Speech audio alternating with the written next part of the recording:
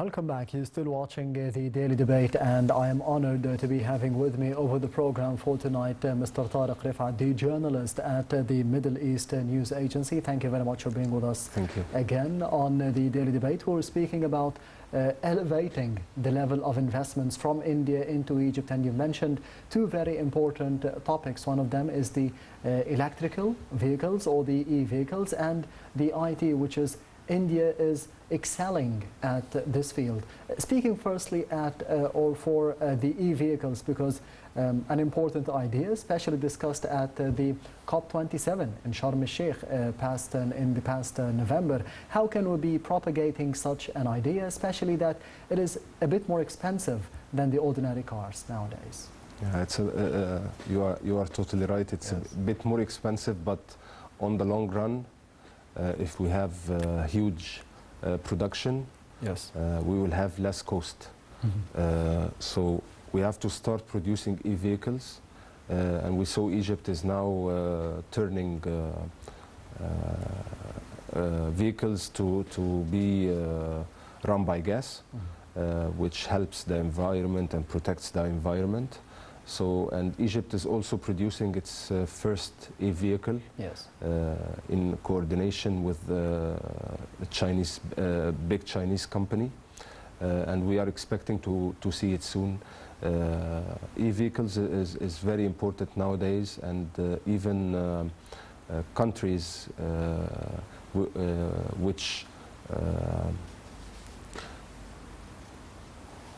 which produce Yes. oil and gas, and their industry is dependent upon these two things. They are investing in e-vehicles because they know this is the future. So they have to invest now, and not to be dependent on oil revenues or gas revenues. And the information technology or the IT, how can we be cooperating with India, especially that India itself is exporting talents to the rest of the world, to the United Kingdom, to the US? This field in specific, India is excelling at. How can we be going toe by toe with them, if we can say that? In the year 1999, Yes. India appeared, because there was this, when the year 2000 came, all the professionals in the world had a problem in computers. Yes. It was the dot-com problem, and India came with a solution, and since then India is booming in the IT sector. When I was in school, I had Indian friends. I had some remarks that they were very intelligent in the IT sector and finance. Yes. So India is booming in those two sectors. Maybe they also, the Prime Minister Madbouli spoke with Modi about education, enhancing educational exchange, so we can have the youth travel to India and maybe boost their education with some IT and communication, and return back to work in this field. Yes, today we have seen the summit of His Excellency President Al-Sisi with the Indian Prime Minister. One of the highlights of the statements is that President Al-Sisi stated that India will be leading the G20 summit for the next time around, and the Prime Minister of India has invited President Abdel Fattah al-Sisi to be attending such an important summit. How do you think India could be dealing with the challenges? You mentioned the global challenges that are facing everyone nowadays, and on the other hand could be cooperating with Egypt in such a mission?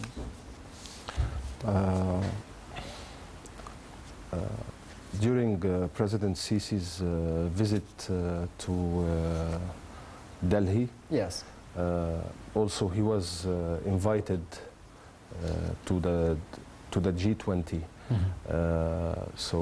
And also Foreign Minister Sameh Shukri attended the G20 Foreign Ministers meeting in March, and he was invited as a guest of honor of the Indian presidency. Yes. This G20 will help Egypt and India in the intra-trade, to increase the intra-trade between Egypt Yes. and the G20 countries, the big 20. And also it will, as the Indian ambassador here in Cairo said, that the intra-trade between Egypt and India is expected to increase during the next 5 years. As the volume now is more than $7 billion, which is a huge number, Yes. and is continuing to grow. Yes, such a big number like $7 billion a year for the fiscal year between Egypt and India in terms of trade exchange. If the investors from the outside world, in India, for example, they see that we have better infrastructure now, we have a new capital, a new administrative capital, over 20 or 30 new cities from the fourth or the fifth generation cities that are being built all over Egypt. What does this say about the country to the outsider investor who thinks about coming and investing here? Could this be an encouragement for him to be coming? Of course, when you need investments, President Sisi said that if you need investments in the country to return back or to boost investments, you need to stabilize the country. Yes. And this is what he worked on the previous years of his presidency. And then we see President Sisi is very consistent when it comes to infrastructure. He's always following up infrastructure projects by himself. Yes. Most probably every day we see him following up infrastructure projects, because President Sisi knows the importance of these projects. It brings, like the companies, they see how many hours does it take me if I open the factory somewhere in Egypt, outside Cairo maybe. Yes. How many hours does it take me to be inside Cairo and deliver my stuff? So Egypt improved in this a lot. Which is how the investor thinks. Yes. Yes, exactly. So this is how they think. So the second most important thing is the infrastructure, which is Egypt advanced a lot in this, spending billions on infrastructure, because it's one of the most important things for an investor. We have spoken about the cultural exchange and tourism between Egypt and India, but one important topic that was discussed over the two-day visit by the Indian Prime Minister is to be establishing a direct traveling line between Yes. Cairo and New Delhi. What is the importance of having such an idea for the potential tourists coming from India to Egypt and vice versa? Right now we have a direct flight from Cairo to Mumbai. Yes. And Egypt Air is expected to make a direct line, which will definitely boost tourism, a very good source of foreign currency for Egypt, maybe accounting for around 12% of GDP. So definitely direct flights help boost tourism, and we are looking forward for this direct flight between the Indian capital and Cairo soon, to be launched soon. Yes. Before going to the other report of the daily debate for tonight, one of the or two of the topics that were discussed as well were renewable energy and higher education. How can we be gaining benefits from the experience of India in those fields?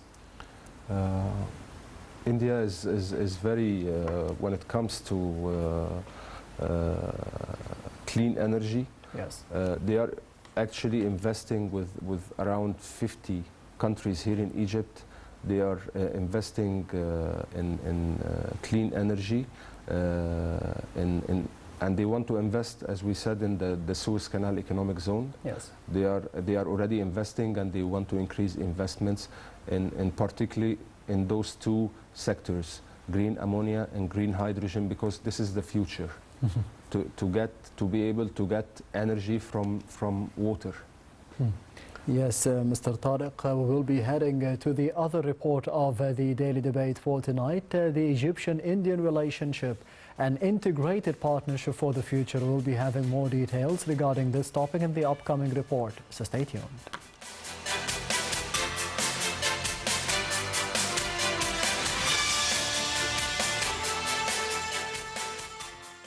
Egyptian-Indian relations are gaining fresh momentum according to the desire shared by President Fattah al-Sisi and Indian Prime Minister Narendra Modi to take them to a new level. India and Egypt also share close political understanding based on a long history of contacts and cooperation on bilateral, regional and global issues. Modi's current visit to Egypt shows that relations between the two countries, which are based on respect for the law and the UN Charter, have been and will remain friendly and steadfast. Both India and Egypt, the inheritors of the two of the world's oldest civilizations, founded the non-alignment movement during the time of late President Gamal Abdel Nasser and Indian Prime Minister Nehru in 1955. A strong relationship emerged between the two countries since then, encompassing political, economic, military and cultural fields. Partnership between the two countries was further strengthened with successive visits by India's foreign and defense ministers to Cairo. In addition, President Sisi's visits to India in October 2015, September 2016, and in January this year gave further impetus to bilateral ties. In light of the recent investment incentives introduced by Egypt, India is looking forward to invest more in Egypt and boost trade exchange between the two countries by increasing participation by Indian companies in national projects. Bilateral trade expanded by 75% in 2021-2022 to reach its highest ever level of $7.26 billion, which is expected to rise to $12 billion within the next 5 years. 50 Indian companies operate in Egypt, providing 38,000 jobs, investing over $3.2 billion in chemical, energy, retail, and agriculture. Egypt is planning to allocate a plot in the Suez Canal Economic Zone for Indian firms. The two sides are also expected to announce a trade agreement whereby India will barter for Egyptian fertilizers and gas as part of a wider deal that could see New Delhi extending a credit line worth several $billion. The agreement would allow Egypt to make purchases in rupees to sidestep its persistent foreign currency shortage and settle the debt through the sale of Egyptian products. Modi's visit to Egypt reflects the desire of both countries to elevate the long-standing relations between the two countries to a higher level. The leaderships of the two countries are moving with the same determination to fulfill a better future for their peoples.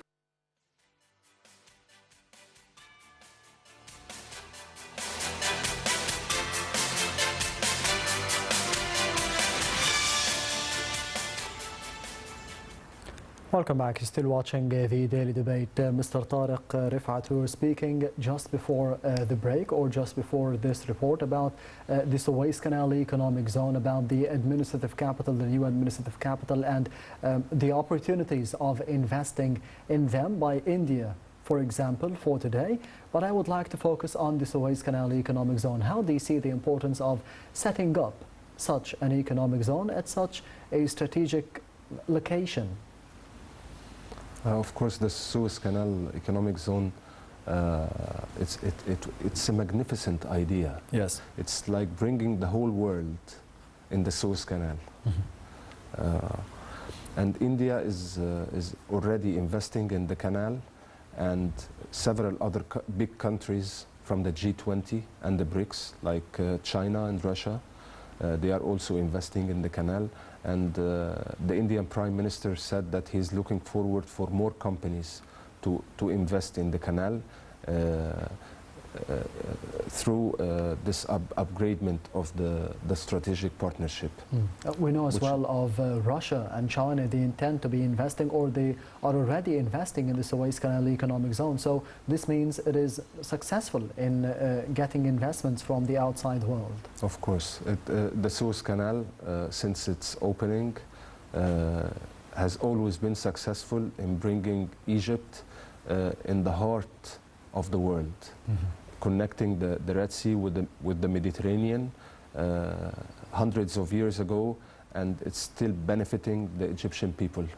Yes, as we have seen today or over the past 2 days, the Egyptian-Indian relations, how can this be boosting the Egyptian relations in general with the Asian continent, not just with India, in your opinion?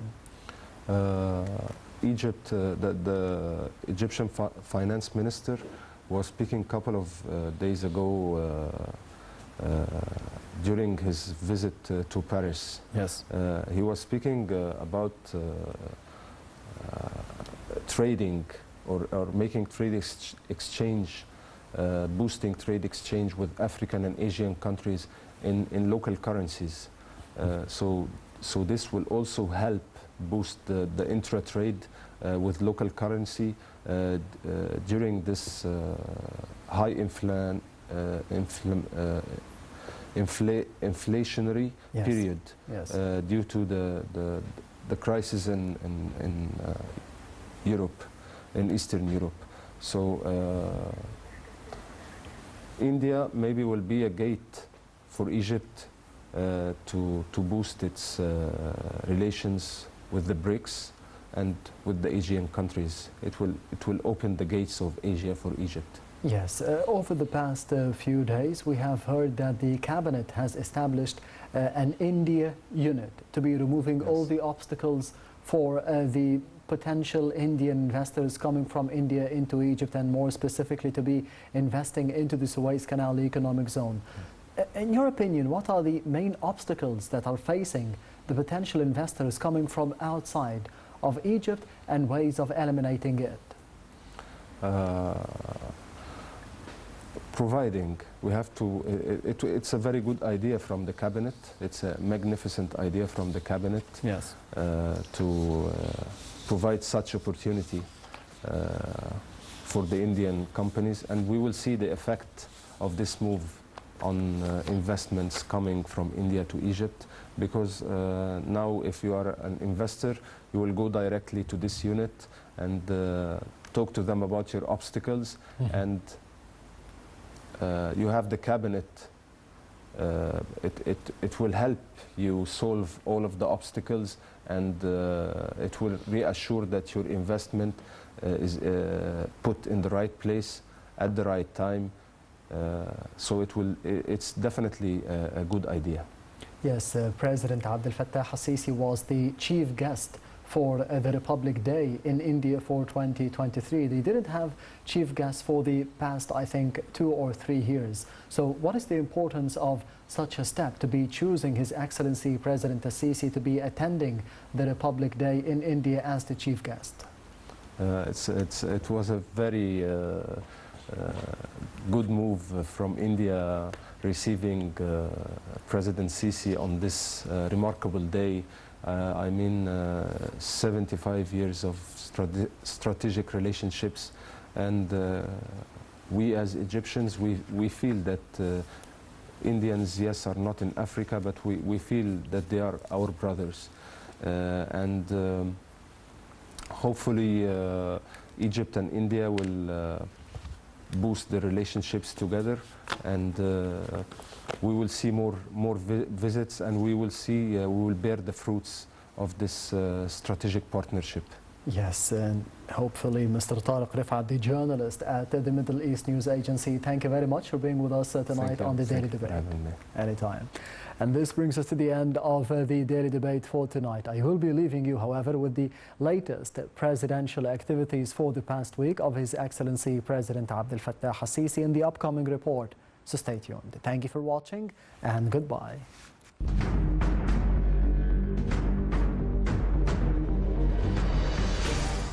President Abdel Fattah el-Sisi met with the Managing Director of the International Finance Corporation IFC World Bank Group, Makhtar Diop. President Abdel Fattah el-Sisi met Deputy Chairman of Sudan's Sovereign Council Malik Agar and the high-level delegation accompanying him. President Abdel Fattah el-Sisi received the European Union's High Representative for Foreign Affairs and Security Policy, Mr. Joseph Borrell, and the Vice President of the European Commission. President Abdel Fattah el-Sisi received CEOs of a number of Italian mining companies, including Breton, BSM, and Minerali Industriali. President Abdel Fattah el-Sisi headed to the French capital Paris to participate in the summit for a new global financing pact. President Abdel Fattah el-Sisi participated in the opening session of the summit for a new global financing pact in Paris. President Abdel Fattah el-Sisi participated in a roundtable as part of activities of the International Summit for a New Global Financial Pact hosted by the French capital Paris. President Abdel Fattah el-Sisi met with the President of the French Republic, Emmanuel Macron, who hosted a lunch banquet at the Élysée Palace in honor of President el-Sisi and in celebration of his visit to France to participate in the Paris summit for a new global financing pact. President Abdel Fattah el-Sisi participated in the closing session of the summit for a new global financing pact in the French capital, Paris.